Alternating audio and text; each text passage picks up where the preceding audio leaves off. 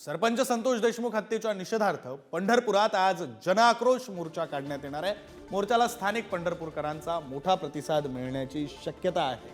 देशमुख कुटुंबीय सुद्धा मोर्चाला उपस्थित राहणार आहेत, तर सुरेश धस आणि जरांगे पाटील यांच्या उपस्थितीबाबत सध्या तरी साशंकता आहे। प्रकरणाच्या निषेधार्थ भव्य जनआक्रोश मोर्चा काढण्यात येणार असून यामध्ये देशमुख कुटुंबीय व आमदार सुरेश धस, मनोज जरांगे पाटील यांची उपस्थिती राहणार होती।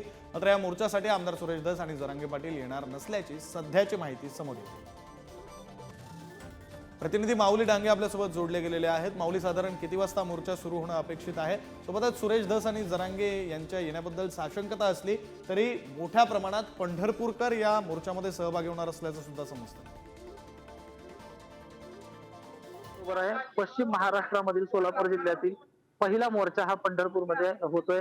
बहुजन समाज व सकल मराठा समाज यांच्या वतीने संतोष देशमुख व सोमनाथ सूर्यवंशी यांच्या हत्येच्या निषेधार्थ पंढरपूरमध्ये त्याचाच एक भाग म्हणून पंढरपूरमध्ये जनाक्रोश मोर्चाला सुरुवात आता 11 वाजता सुरुवात होणार आहे।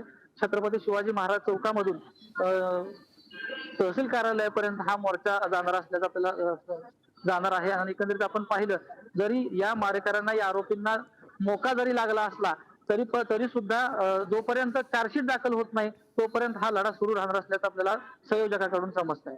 मित्रांनो, आपण पाहिलं तर या मोर्चामध्ये मनोज जरांगे पाटील आणि सुरेश धस हे येणार नसल्याची आता साशंकता आपल्याला वाटत आहे। जरी ते येणार नसतील तरी संतोष देशमुख यांच्या कुटुंब हे सुद्धा मोर्चामध्ये सहभागी होणार आहे आणि आता थोड्याच वेळात मोर्चाला सुरुवात होईल। विक्रांत, बरं, धन्यवाद माऊली, तुम्ही दिलेल्या सगळ्या सविस्तर तपशिलासाठी। मोर्चाकडे तुमचं लक्ष असंच असू द्या।